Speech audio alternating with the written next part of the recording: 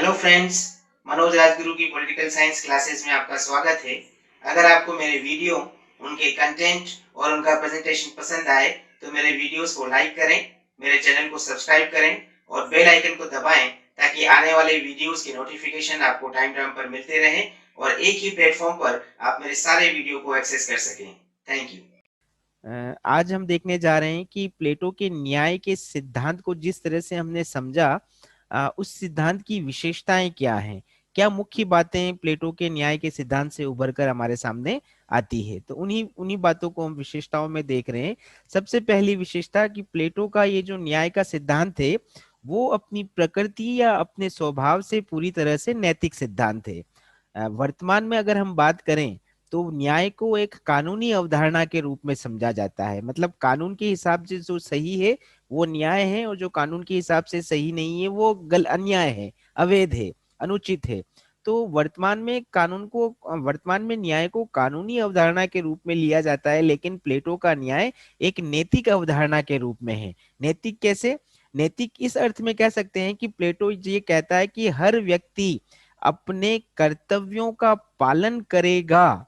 मतलब कुछ पॉजिटिव करने की बात कही जा रही। नैतिकता में जिस प्रकार से सकारात्मक बातें कही जाती है, उसी तरह से यहाँ पर भी व्यक्तियों को कर्तव्यों के पालन की भावना बताई गई है। और अगर हर व्यक्ति और हर वर्ग राज्य के अंदर अपना कर्तव्य पूरा निभाता है तो न्याय अपने आप ही स्थापित हो जाता है। तो इस रूप में ये एक नैतिक रूप में या नैतिक स्वरूप वाला, नैतिक प्रकृति वाला न्याय हमारे सामने उभर कर आता है।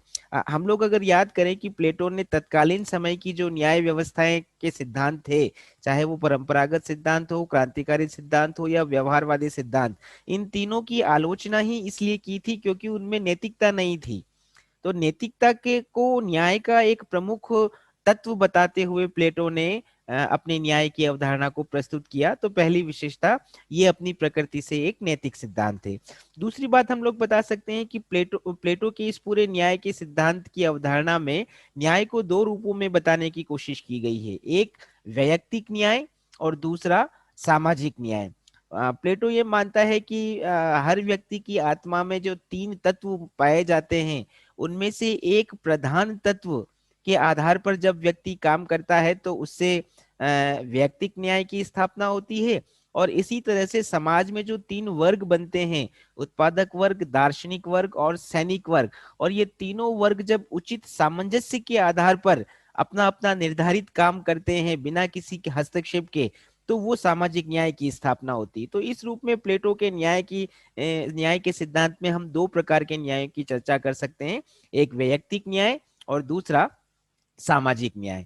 तीसरी विशेषता की अगर हम बात करें तो प्लेटो का पूरा न्याय का सिद्धांत आंतरिक भी है और समन्वयकारी भी। दो शब्द लिखे हैं हमने, एक आंतरिक और दूसरा समन्वयकारी। आंतरिक का मतलब अंदर का।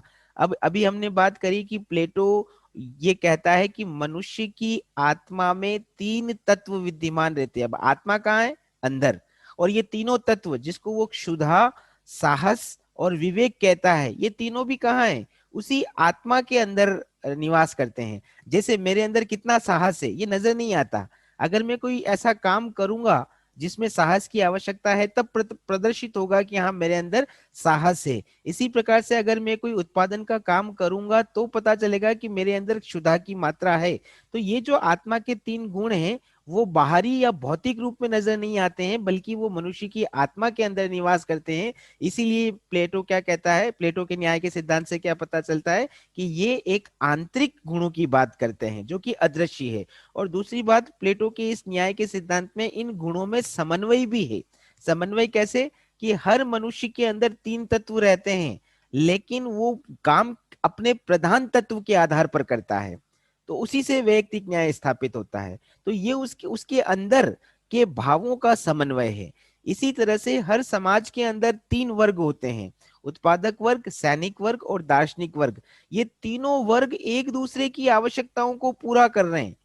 मतलब उत्पादक वर्ग सैनिक और दार्शनिक वर्ग की आवश्यकताओं को पूरा कर रहा है, सैनिक वर्ग उत्पादक वर्ग और दार्शनिक वर्ग की आवश्यकताओं को पूरा कर रहा है, और दार्शनिक वर्ग सैनिक और उत्पादक वर्ग की आवश्यकता। एक तरह से ये समन्वय है, और ये इन तीनों का समन्वय राज्य को गतिशीलता प्रदान कर रहा है। कहने का मतलब भले ही तीनों वर्गों के गुण अलग अलग हैं सामाजिक न्याय में, या हम ये कह सकते हैं कि व्यक्तिगत न्याय में भले ही व्यक्ति के तीनों प्रधान तत्वों का गुण अलग अलग है, लेकिन वो सब आपस में मिलकर समन्वय के आधार पर व्यवस्था को संचालित करते हैं। तो यही वर्गों की जो पारस्परिक सामंजस्य है, यही सामंजस्य समाज और राज्य में एकता स्थापित करता है। तो इस रूप में हम प्लेटो के न्याय की तीसरी विशेषता बता रहे हैं, ये आंतरिक भी है और समन्वयकारी भी है।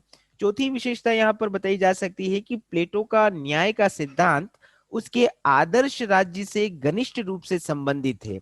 मतलब न्याय के सिद्धांत और आदर्श राज्य में एक क्लोज रिलेशन है। क्या रिलेशन है? तो वो हमने पिछली क्लास में ही देखा था कि प्लेटो का आदर्श राज्य एक उसका सपना है, और ये आदर्श राज्य किस पे स्थापित होगा?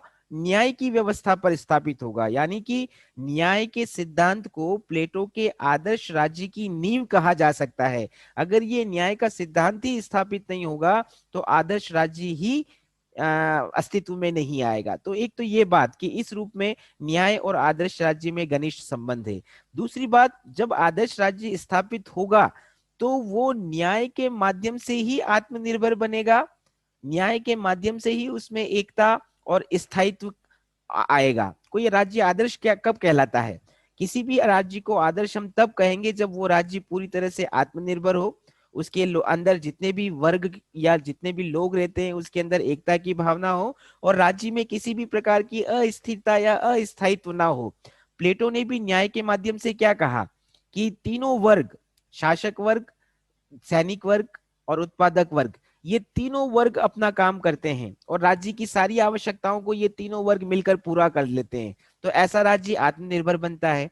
इन तीनों वर्गों में एक एक सामंजस्य की भावना है, और वही सामंजस्य की भावना आदर्श राज्य को एकता के सूत्र में पिरोए रखता है, और वही एकता उस आदर्श राज्य को स्थायित्व प्रदान करती है। तो इस रूप में प्लेटो का आदर्श न्याय का सिद्धांत क्या कर रहा है? आदर्श राज्य से एक घनिष्ठ संबंध स्थापित कर रहा है। ये चौथी विशेषता हम न्याय के सिद्धांत की बता सकते हैं। अगर पांचवी विशेषताओं की बात करें जो कि और महत्वपूर्ण है, जिस पर कई बार आपके 2 नंबर का प्रश्न आता है, तो हम बता सकते हैं कि प्लेटो के न्याय के सिद्धांत में 3 उप सिद्धांत शामिल हैं। यानी कि प्लेटो का न्याय का सिद्धांत जिस तरह से बताया गया है उसमें 3 उप सिद्धांतों का उल्लेख है। पहला, श्रम का विभाजन। पहला उप सिद्धांत कौन सा है? श्रम का विभाजन, यानी कि कार्यों का बंटवारा। कल हम लोगों ने देखने की कोशिश की थी, 3 प्रमुख कार्य हैं राज्य के अंदर, एक उत्पादन करना, एक रक्षा करना और एक शासन करना। और ये तीनों काम किस किस को सौंपे? उत्पादन करने का काम उत्पादक वर्ग को सौंपा है, रक्षा करने का काम सैनिक वर्ग को सौंपा है, और शासन करने का काम शासक वर्ग को सौंपा है। और ये किस आधार पर? कि इन तीनों वर्गों का निर्माण किस गुण के आधार पर हुआ है? उस गुण के आधार पर उस वर्ग को एक निर्धारित काम सौंपा गया है। तो इसको हम कहते हैं ये श्रम का विभाजन है, कार्य का विभाजन है, कि प्लेटो के न्याय के सिद्धांत में श्रम विभाजन के सिद्धांत को स्वीकार किया गया है। दूसरी बात, इसमें अहस्तक्षेप के सिद्धांत को भी स्वीकार किया गया है। अहस्तक्षेप के सिद्धांत का मतलब है किसी भी दूसरे वर्ग के कार्यों में हस्तक्षेप नहीं करना। जैसे हमने यही तो न्याय है कि उत्पाद सामाजिक न्याय में हमने क्या देखा था? उत्पादक वर्ग का काम है उत्पादन करना, तो ना तो सैनिक वर्ग और ना ही शासक वर्ग उत्पादन का काम करेगा, ना उसमें हस्तक्षेप करेगा। इसी तरह से सैनिक वर्ग का काम है रक्षा करना, तो ना तो उत्पादक वर्ग और ना ही दार्शनिक वर्ग उसके काम में हस्तक्षेप करेगा। तो जब हर वर्ग बिना किसी दूसरे वर्ग के कार्यों में हस्तक्षेप करते हुए अपना निर्धारित काम करता है तो वो सामाजिक न्याय है। तो ये अहस्तक्षेप के सिद्धांत के आधार पर सामाजिक न्याय स्थापित हो रहा है। तो इस रूप में हम कह रहे हैं कि प्लेटो के न्याय के सिद्धांत में अहस्तक्षेप के सिद्धांत को भी स्वीकार किया गया है। और तीसरा एक प्रमुख उप सिद्धांत इसमें आता है, कार्य विशिष्टीकरण का सिद्धांत। देखो 2 शब्द यहाँ पर हैं, विशिष्ट। विशिष्ट का मतलब एक विशेष, और दूसरा शब्द है कार्य, एक विशेष कार्य। यहाँ पर अभी जैसे हमने बात की किसी भी राज्य के अंदर प्लेटो 3 प्रकार के काम बताता है। उत्पादन करना, अब उत्पादन हर कोई नहीं कर सकता है, उत्पादन करना एक विशेष कार्य है। उत्पादन के अंदर हमने कहा जैसे खेती करना, हर कोई खेती नहीं कर सकता। जैसे मकान निर्माण करना, हर कोई व्यक्ति मकान का निर्माण नहीं कर सकता। जैसे कारपेंटरी का काम करना, तो हर कोई वो वाला काम नहीं कर सकता। तो ये काम कौन करेगा? जिसके अंदर उस काम को करने की विशेष योग्यताएं हैं, क्षमताएं हैं, उस क्षमता के आधार पर वो अपना एक विशेष काम करता है। तो प्लेटो के आदर्श राज्य के अंदर जो न्याय है, वहां पर भी हम क्या देख सकते हैं कि उत्पादन करने का काम वही करता है जिसके अंदर क्षुधा का गुण है, जिसके अंदर भूख है। इसी तरह से रक्षा का काम, विशेष रक्षा करना एक विशेष काम है, और इस विशेष काम को कौन कर रहा है? जिस वर्ग के पास साहस का विशेष गुण है, वही व्यक्ति या वही वर्ग रक्षा करने का काम कर रहा है। और इसी प्रकार शासन करना एक विशेष काम है, हर कोई शासन नहीं कर सकता। तो ये विशेष काम कौन कर रहा है? जिस वर्ग में विवेक नाम का विशेष गुण है, वही वर्ग अपनी उस विवेक के आधार पर शासन का संचालन कर रहा है। तो इस स्तर पे, इस आधार पर हम क्या कह रहे हैं कि प्लेटो के न्याय के सिद्धांत में कार्य विशिष्टीकरण को भी स्वीकार किया गया है। तो ये 3 उप सिद्धांत, श्रम विभाजन, अहस्तक्षेप और कार्य विशिष्टीकरण, इसके आधार पर प्लेटो का न्याय का सिद्धांत आगे गतिशील होता है। नेक्स्ट, अगली विशेषता हम बता सकते हैं, प्लेटो के न्याय के सिद्धांत को अगर हम समझें तो प्लेटो का राज्य एक समष्टिवादी राज्य को इंगित करता है। देखो एक नया शब्द आया है आपके सामने, समष्टिवादी राज्य। समष्टिवादी राज्य का मतलब होता है जहां राज्य सर्वोपरि होता है, सब कुछ राज्य को महत्व महत्व दिया जाता है, सब कुछ राज्य में समाहित होता है। राज्य में रहता कौन है? व्यक्ति, लेकिन महत्व व्यक्ति को नहीं दिया जा रहा है, बल्कि किसको दिया जा रहा है? राज्य को दिया जा रहा है। प्लेटो के इस न्याय के सिद्धांत से भी यही बात पता चलती है कि आदर्श राज्य को बनाने के लिए न्याय होना जरूरी है, न्याय की स्थापना आवश्यक है। और ये न्याय कब होगा? जब व्यक्ति, हर व्यक्ति अपना निर्धारित काम करेगा, यानी कि वैयक्तिक न्याय की स्थापना होगी। और उस वैयक्तिक न्याय के माध्यम से जब सामाजिक न्याय स्थापित होगा तो आदर्श राज्य अपने आप बन जाएगा। तो ये राज्य को महत्व दिया है, व्यक्ति को नहीं। तो प्लेटो के न्याय के सिद्धांत का लक्ष्य क्या है? आदर्श राज्य स्थापित करना। और वो लक्ष्य प्राप्त कैसे होगा? व्यक्ति के माध्यम से प्राप्त होगा, यानी कि व्यक्ति को पूरी तरह से साधन बनाया है। और लक्ष्य किसको बनाया गया है? राज्य को बनाया गया है। आदर्श राज्य की स्थापना के लिए व्यक्ति को साधन बनाया गया है, तो व्यक्ति को महत्व नहीं दिया जा गया राज्य की तुलना में। इसीलिए हम इसको क्या कह रहे हैं कि प्लेटो के न्याय के सिद्धांत में समष्टिवादी राज्य के सिद्धांत की कल्पना हमें नजर आती है। एक अगली बात यहां पर हम बता सकते हैं कि प्लेटो के न्याय के सिद्धांत में दार्शनिक वर्ग को महत्व दिया गया है। यहाँ दार्शनिक वर्ग का मतलब है शासक वर्ग। आपको हमने अभी बताया था और कल की क्लास में भी हमने चर्चा करी थी कि राज्य के अंदर 3 वर्ग होते हैं, उत्पादक वर्ग, सैनिक वर्ग और शासक वर्ग। उत्पादक वर्ग किनसे बनता है? जिन लोगों में क्षुधा की मात्रा ज्यादा होती है। सैनिक वर्ग किनसे बनता है? जिन लोगों के अंदर साहस की मात्रा ज्यादा होती है। और जिन लोगों के अंदर विवेक का तत्व प्रधान पाया जाता है, उन लोगों से मिलकर दार्शनिक वर्ग बनता है। तो ऐसे ही विवेक युक्त दार्शनिक वर्ग के द्वारा शासन का संचालन किया जाता है। अब यहाँ पर हम क्या कहेंगे कि शासन का संचालन कौन कर रहा है? विवेक युक्त दार्शनिक वर्ग। व्यवहार में इसी के द्वारा न्याय की स्थापना की जा रही है। अब व्यवहार का मतलब क्या है, इसको समझने की कोशिश करना कि उत्पादन वर्ग उत्पादन का काम करेगा और सैनिक वर्ग शासन का काम करेगा, लेकिन इन दोनों वर्गों को नियंत्रित कौन कर रहा है? यही शासक वर्ग, दार्शनिक वर्ग अपने विवेक के आधार पर। इसका मतलब क्या है कि दार्शनिक वर्ग को कुछ विशेष दर्जा दिया गया है। और वो विशेष दर्जा क्या?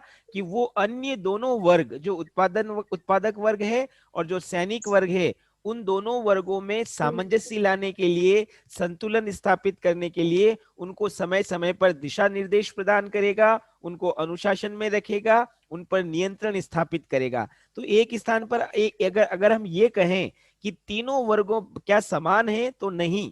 दार्शनिक वर्ग सबसे ऊपर है और उसको ये अधिकार दिया गया है कि वो अन्य 2 वर्गों को नियंत्रित करे। तो इस रूप में प्लेटो के न्याय के सिद्धांत में दार्शनिक वर्ग का अपना एक अलग और विशिष्ट महत्व हम बता सकते हैं।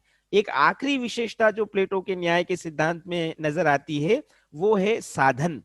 न्याय स्थापित कैसे होगा? देखो अभी हमने ये तो पढ़ लिया कि न्याय का मतलब क्या है, व्यक्तिगत न्याय और सामाजिक न्याय, ये दोनों मिलकर प्लेटो के न्याय का सिद्धांत बनता है। लेकिन ये न्याय स्थापित कैसे होगा, व्यक्तिगत न्याय कैसे आएगा और सामाजिक न्याय की स्थापना कैसे होगी, इसके लिए प्लेटो दो साधन बताता है। दो साधनों के माध्यम से, जो कि अनिवार्य भी है और न्याय की स्थापना के सहायक साधन भी है, उसके माध्यम से न्याय को स्थापित किया जा सकता है। और वो दो साधन कौन से हैं? एक शिक्षा और दूसरा साम्यवाद। हमारे अगले टॉपिक होंगे, इनको उसको हम डिटेल में पढ़ेंगे कि प्लेटो ने शिक्षा के बारे में किस तरह से अपनी विस्तृत योजना प्रस्तुत की और साम्यवाद का प्लेटो का मतलब क्या है। लेकिन अभी हम न्याय के संदर्भ में क्या कह सकते हैं कि अज्ञानता को दूर करके दूर करने के लिए शिक्षा एक उपयोगी साधन है, और उसी शिक्षा के माध्यम से व्यक्तियों और वर्गों को अपना कर्तव्य बोध कराया जा सकता है। न्याय की स्थापना में कर्तव्य बोध जरूरी है। हर व्यक्ति अपना कर्तव्य निभाता है तो व्यक्तिगत न्याय है, और हर वर्ग अपना कर्तव्य निभाता है तो सामाजिक न्याय है। तो व्यक्ति और वर्गों को ये कर्तव्य बोध कौन करा रहा है? शिक्षा करा रही है। शिक्षा ही अज्ञानता को दूर कर रही है। तो इस रूप में हम कह रहे हैं कि प्लेटो ने शिक्षा को न्याय की स्थापना का एक साधन बताया। और इसी तरह से साम्यवाद, ये दो तरह का साम्यवाद प्लेटो बताता है, एक परिवार का साम्यवाद और एक संपत्ति का साम्यवाद। और इन दोनों साम्यवादी व्यवस्थाओं को अपनाकर अभिभावक वर्ग, जो कि दार्शनिक और सैनिक वर्ग है, इन दोनों साम्यवाद के स्वरूप को अपनाकर वो अपने कर्तव्यों का भलीभांति निर्वहन कर सकते हैं। तो कहने का मतलब इन शॉर्ट हम क्या कह सकते हैं कि प्लेटो के न्याय को स्थापित करने में शिक्षा और साम्यवाद, ये दो महत्वपूर्ण साधन हम बता सकते हैं। तो ये कुल 8 विशेषताएं अभी हमने देखी जो प्लेटो के न्याय के सिद्धांत में हमें नजर आती है। अब हम बात करते हैं, क्या प्लेटो का सिद्धांत सही था? क्या प्लेटो के सिद्धांत में कोई कमी थी क्या नहीं? जब हम इसका विश्लेषण करते हैं तो कई आलोचक हैं जो प्लेटो के इस सिद्धांत में कुछ कमियां बताते हैं। इस सिद्धांत की बहुत से आधारों पर आलोचनाएं की जाती हैं। उन्हीं आलोचनाओं को हम यहाँ पर देखने जा रहे हैं। दो बातें हम यहाँ पर कर सकते हैं। पहला, प्लेटो का ये सिद्धांत केवल नैतिक सिद्धांत है। कुछ आलोचक क्या कहते हैं कि प्लेटो के सिद्धांत में नैतिकता ज्यादा है। आधुनिक काल में, वर्तमान की अगर हम बात करें, तो न्याय का महत्व कानून के आधार पर है और कानून के पीछे बाध्यता की शक्ति है। अगर आज मैं कोई गलत काम करूं तो न्याय पाने के लिए मैं कानून का सहारा ले सकता हूं। जो मेरे साथ गलत काम कर रहा है, कानून दंड के आधार पर उस व्यक्ति को सजा दे सकता है और मेरे साथ न्याय कर सकता है। तो कानून के पीछे दंड की शक्ति है। लेकिन प्लेटो के न्याय में इस प्रकार के दंड का, इस प्रकार के कानूनी भाव का अभाव है। प्लेटो का न्याय क्या कर रहा है? केवल और केवल नैतिकता की बात करता है। व्यक्ति को अपने कर्तव्य पालन करना चाहिए। अगर व्यक्ति और वर्ग, समाज के अंदर जो 3 वर्ग हैं वो और हर व्यक्ति यदि अपने अपने कर्तव्यों का पालन करेगा तो न्याय अपने आप स्थापित हो जाएगा। अब कर्तव्यों का पालन करेगा या नहीं करेगा, ये व्यक्ति के अंदर का भाव है, ये उसकी अपनी नैतिकता है। और अगर वो इस नैतिकता को पालन नहीं करे तो क्या होगा, उसके बारे में कोई विशेष प्रावधान नहीं है। तो इस रूप में क्या कहा जा रहा है कि प्लेटो के न्याय के सिद्धांत में विधिक पक्ष की अवहेलना करते हुए इसे पूरी तरह से नैतिक बनाने का प्रयास प्लेटो के द्वारा किया गया है। तो ये पहली आलोचना, प्लेटो का न्याय का सिद्धांत मात्र नैतिक सिद्धांत है। दूसरी आलोचना क्या की जाती है कि प्लेटो के न्याय के सिद्धांत में व्यक्तिगत स्वतंत्रता की उपेक्षा की गई है। या हम ये भी कह सकते हैं कि प्लेटो के न्याय का सिद्धांत व्यक्तिगत स्वतंत्रता का विरोधी है। अब व्यक्तिगत स्वतंत्रता का मतलब क्या है कि क्या व्यक्ति को आजादी है या नहीं? तो यहां पर हम क्या कह सकते हैं कि प्लेटो ने व्यक्ति को आजादी नहीं दी है। वो केवल व्यक्ति के कर्तव्यों की बात करता है कि व्यक्ति को राज्य के हित में अपने अपने काम करने हैं, लेकिन व्यक्ति अपने विकास के लिए राज्य से क्या प्राप्त कर सकता है, ऐसे किसी भी अधिकार का उल्लेख प्लेटो की न्याय व्यवस्था में नजर नहीं आता है। तो प्लेटो का न्याय मुख्यतः क्या है? कर्तव्यों पर बल देता है, अधिकारों की बात नहीं करता। अब यहाँ पर हम और उदाहरण दे सकते हैं। एक व्यक्ति को यह अधिकार नहीं है कि वो किस वर्ग में जाएगा। सपोज करो मैं शासक बनना चाहूं तो वो मैं नहीं बन सकता। प्लेटो क्या कहता है कि मेरे अंदर जो वर्ग जो गुण हैं, जो गुण प्रधान है, अगर साहस प्रधान है तो मुझे सैनिक वर्ग में जाना है, अगर विवेक प्रधान है तो मुझे शासक वर्ग में जाना है, और अगर मेरे अंदर क्षुधा की मात्रा ज्यादा है तो मुझे उत्पादक वर्ग में जाना है। ये बाध्यता है, मेरी इच्छा नहीं। व्यक्तिगत स्वतंत्रता होती तो क्या होता कि मैं अपनी इच्छा से अपने फील्ड का चयन कर सकता। लेकिन मुझे क्या काम करना है प्लेटो के न्याय के सिद्धांत में, इसके लिए मैं बाध्य हूं कि मुझे अपने प्रधान गुण के आधार पर काम करना है। तो पहली बात, वर्ग के निर्धारण का अधिकार व्यक्ति को नहीं है, जो इस बात को रेखांकित करता है कि प्लेटो के न्याय के सिद्धांत में व्यक्तिगत स्वतंत्रता का महत्व नहीं दिया गया है। दूसरी बात, प्लेटो ये भी कहता है कि एक व्यक्ति उसी वर्ग में रहेगा आजीवन जो गुण उसके अंदर प्रधान है। जैसे मान लो किसी व्यक्ति के बचपन में उसके अंदर साहस की मात्रा ज्यादा है,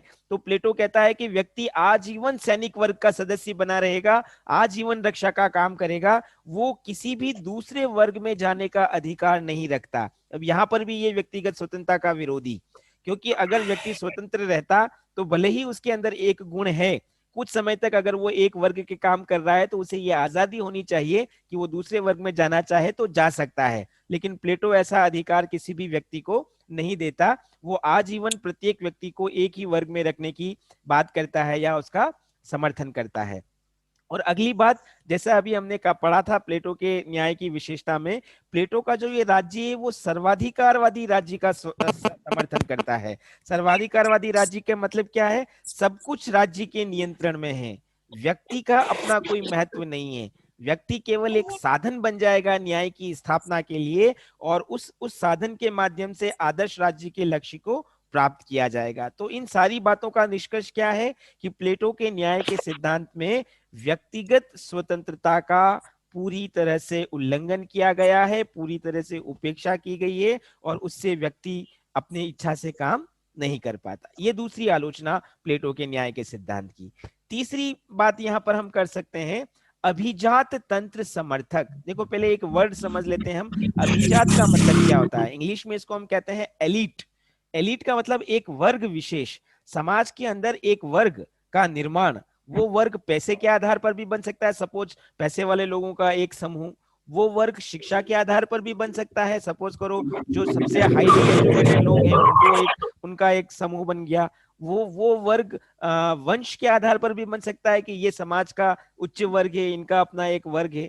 तो समाज में जब एक वर्ग विशेष को, वो वर्ग किसी भी आधार पर बन जाता है तो उसको अभिजात वर्ग कहा जाता है।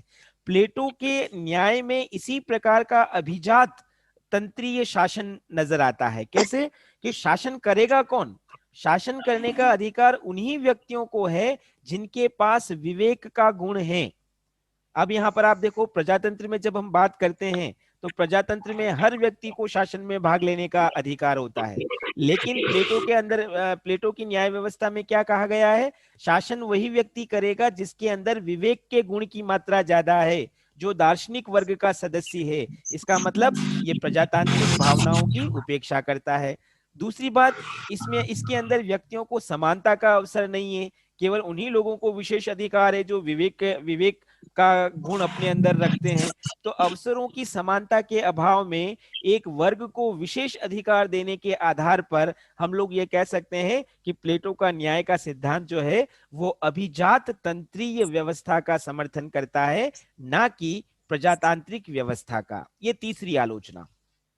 चौथी आलोचना की जब हम बात करते हैं तो कह सकते हैं प्लेटो का न्याय अमनोवैज्ञानिक है। अमनोवैज्ञानिक मतलब जिसको हमारा मन, हमारी भावनाएं स्वीकार नहीं कर सकती है, जो मानव के मन की भावनाओं के प्रतिकूल होता है, उसे अमनोवैज्ञानिक कहते हैं। प्लेटो क्या कहता है कि मनुष्य आजीवन अपने एक गुण के अधीन रहता है। क्या ऐसा संभव है?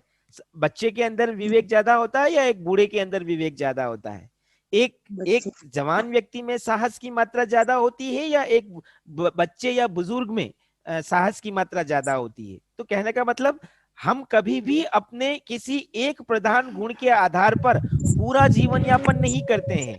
जीवन की अलग अलग अवस्थाओं में व्यक्ति के अंदर गुणों की या तत्वों की मात्राएं बदलती रहती है।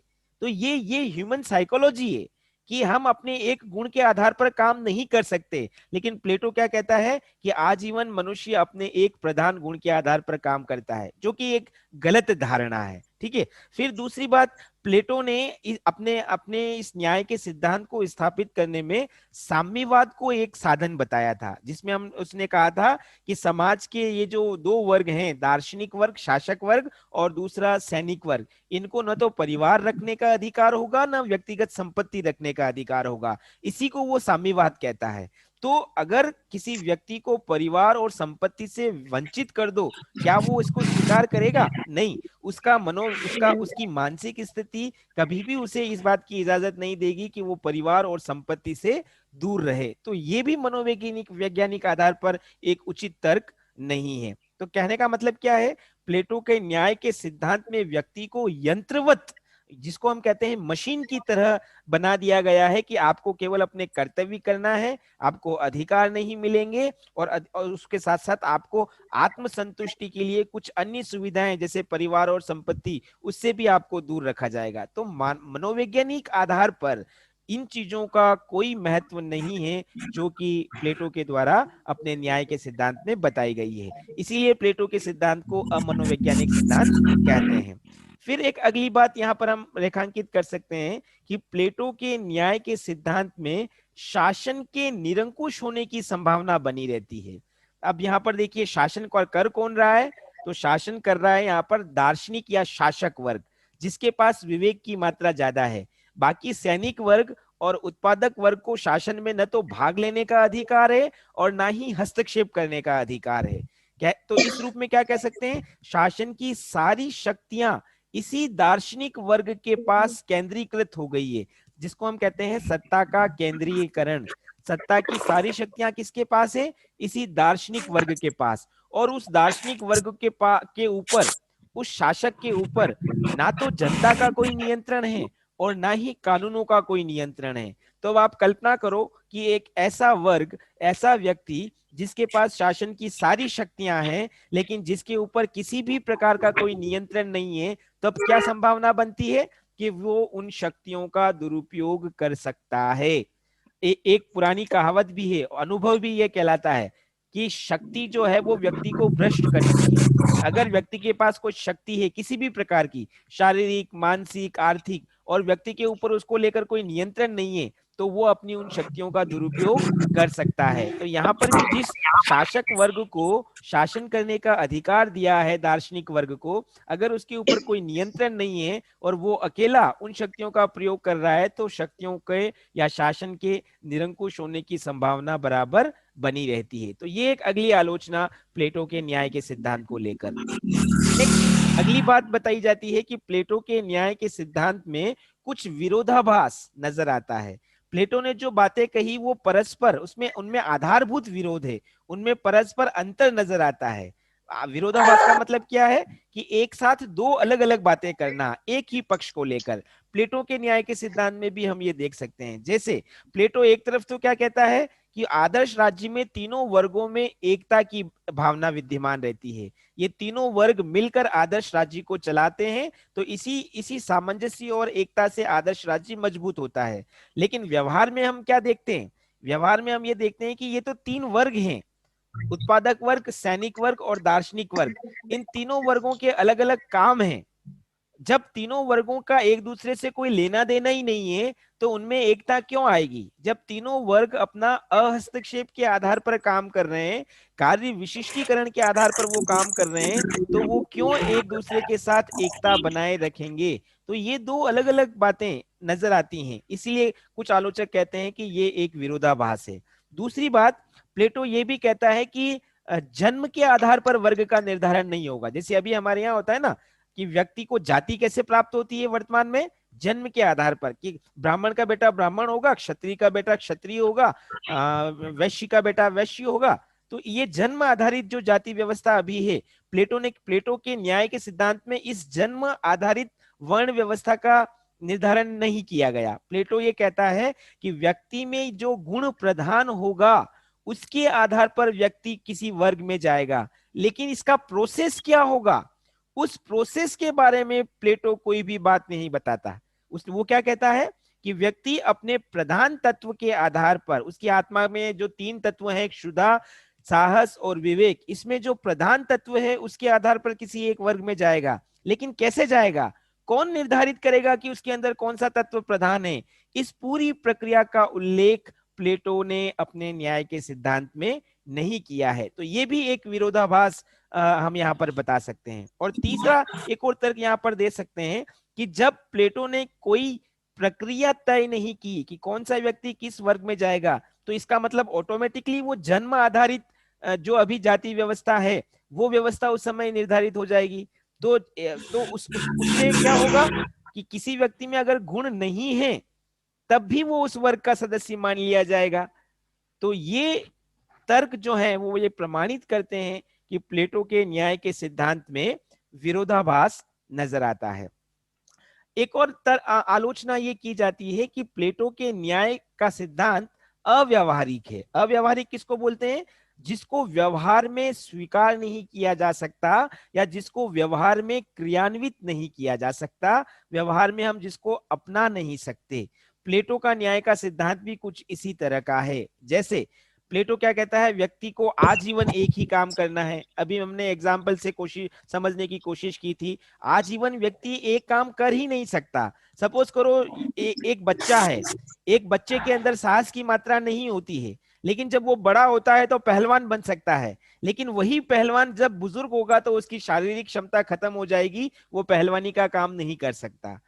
तो अलग अलग अवस्थाओं के अंदर, अलग अलग आयु के अंदर व्यक्ति की जब क्षमताएं बदलती है, योग्यताएं और कुशलताएं बदलती है, तब वो आजीवन एक जैसा काम व्यवहार में कर ही नहीं सकता। जबकि प्लेटो ने कहा है कि व्यक्ति को आजीवन एक ही प्रकार का काम करना है। तो व्यवहार में ये चीज संभव नहीं है।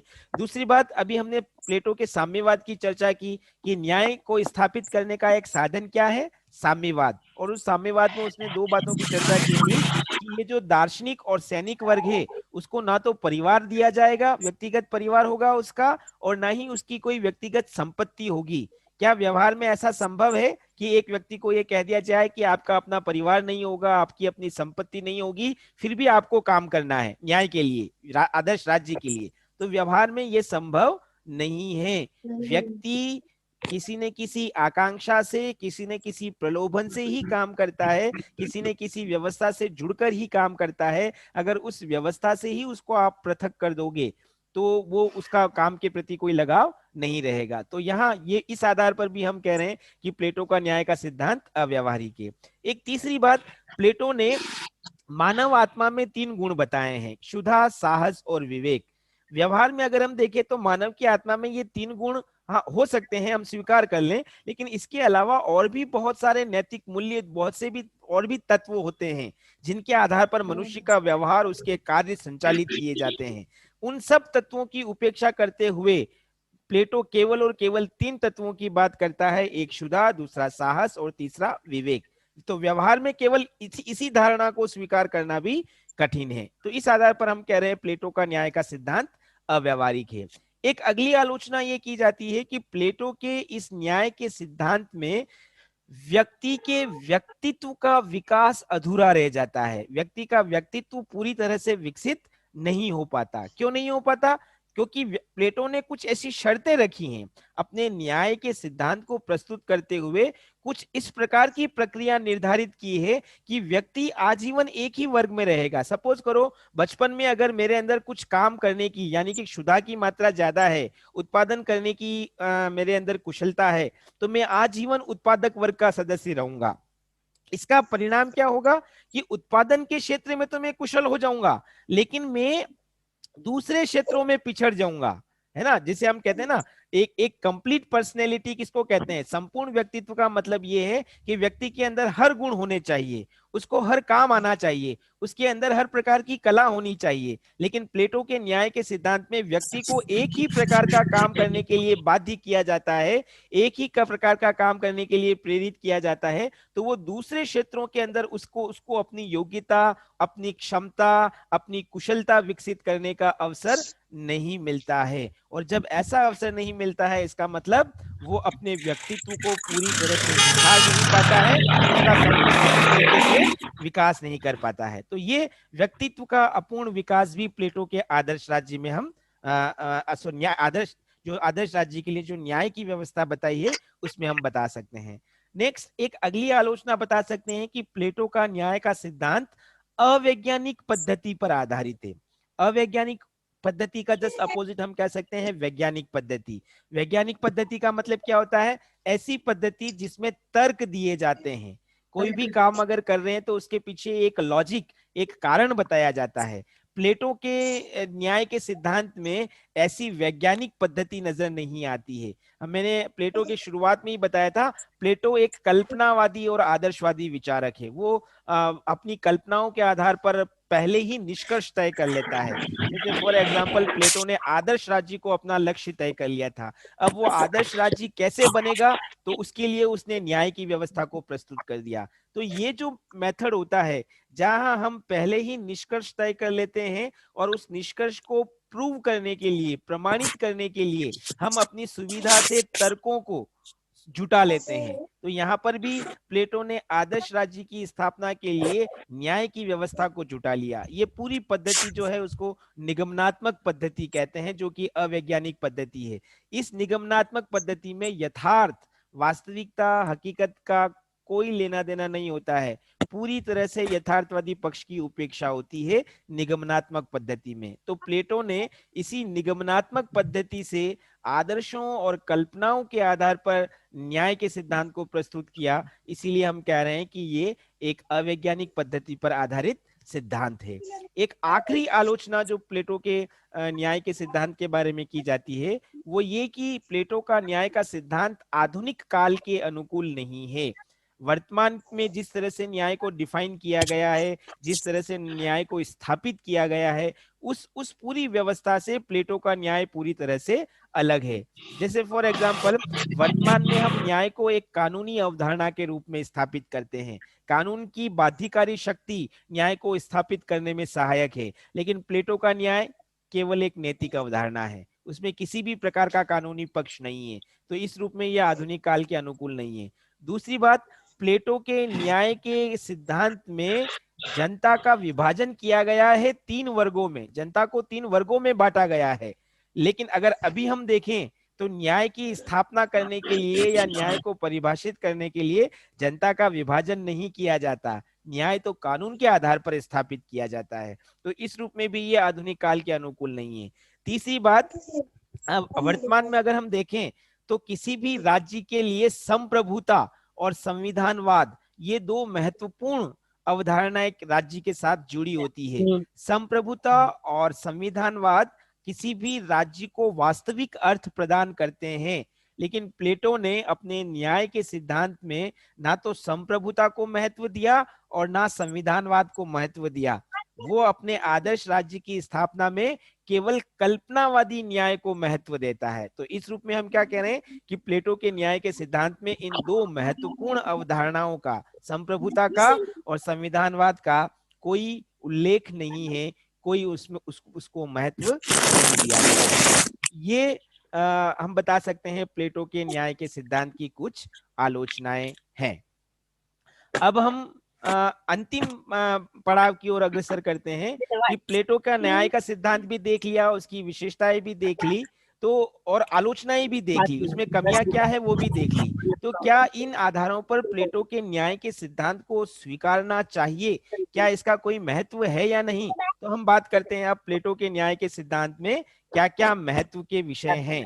कुछ बातों की चर्चा यहाँ पर हम लोग कर सकते हैं। जैसे एग्जाम्पल के तौर पर प्लेटो का न्याय का सिद्धांत हमको ये बताता है कि राजनीति में नैतिकता का महत्व होना चाहिए। आप आज वर्तमान में भी हम लोग कहते हैं कि राजनीति से नैतिकता गायब हो गई है।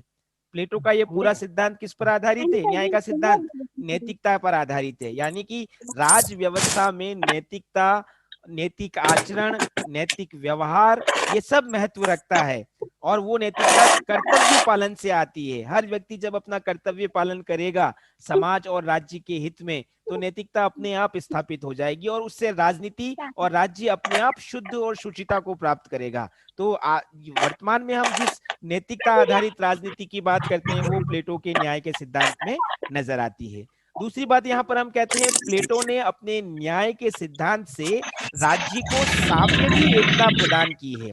सावयवी एकता किसको बोलते हैं? जैसे शरीर अलग अलग अंगों से मिलकर बना होता है, एक संपूर्ण शरीर में हर अंग एक दूसरे से जुड़े हुए रहते हैं, ये सावयवी एकता है। और हर अंग का अपना एक निर्धारित काम होता है जिससे शरीर अपने संपूर्ण कार्यों को संचालित करता है। उसी तरह से प्लेटो के राज्य में भी राज्य एक शरीर है और उस शरीर के 3 अंग हैं, उत्पादक वर्ग, सैनिक वर्ग और दार्शनिक वर्ग। इन 3 अंगों से मिलकर राज्य रूपी शरीर बना है और ये तीनों अंग अपना अपना निर्धारित काम करते हैं, ये तीनों वर्ग अपना अपना निर्धारित काम करते हैं। इसी को राज्य की सावयवी एकता का सिद्धांत कहा जाता है। एक अच्छा राज्य कौन सा होगा? जिसके अंदर लोगों का, वर्गों का एक सामंजस्य हो, संतुलन हो, एकता हो। तो ये राज्य की सावयवी एकता प्लेटो के न्याय के सिद्धांत में नजर आती है। तीसरी बात यहाँ पर हम ये कह सकते हैं कि प्लेटो ने न्याय की स्थापना के लिए शिक्षा को एक महत्वपूर्ण साधन माना, है ना। शिक्षा क्यों महत्वपूर्ण है? क्योंकि शिक्षा अज्ञानता को दूर करती है और अज्ञानता को दूर करके व्यक्तियों में कर्तव्य बोध स्थापित होता है। न्याय की स्थापना के लिए जिस शिक्षा को वो महत्व देता है, आज भी हम उस चीज को स्वीकार कर सकते हैं कि व्यक्तियों में या समाज के अंदर कर्तव्य पालन के लिए शिक्षा को अपनाना ही चाहिए। शिक्षा एक महत्वपूर्ण साधन है जो कि प्लेटो के द्वारा बताया गया है। चौथी बात, प्लेटो ये भी कहता है अपने न्याय के सिद्धांत में कि शासन को निरंकुश होने के लिए या शासन के प्रति अपने कर्तव्यों का पालन करने के लिए व्यक्ति को मोह से मुक्त होना चाहिए। 2 मोह वो बताता है प्लेटो, एक संपत्ति का मोह, एक परिवार का मोह, जिसको वो साम्यवाद की श्रेणी में लेता है। तो यहाँ पर उसी बात को रेखांकित हम लोग कर सकते हैं कि कोई भी शासन तभी अच्छी तरह से संचालित किया जा सकता है जब शासन को चलाने वाले लोग व्यक्तिगत महत्वाकांक्षाओं को त्याग कर, व्यक्तिगत लोभ को त्याग कर राज्य के हित में अपने दायित्वों का संचालन करें। तो जो बात प्लेटो के न्याय के सिद्धांत में नजर आती है वो वर्तमान में भी कुछ अर्थों में हम प्रासंगिक बता सकते हैं शासन को निरंकुश होने से रोकने के लिए।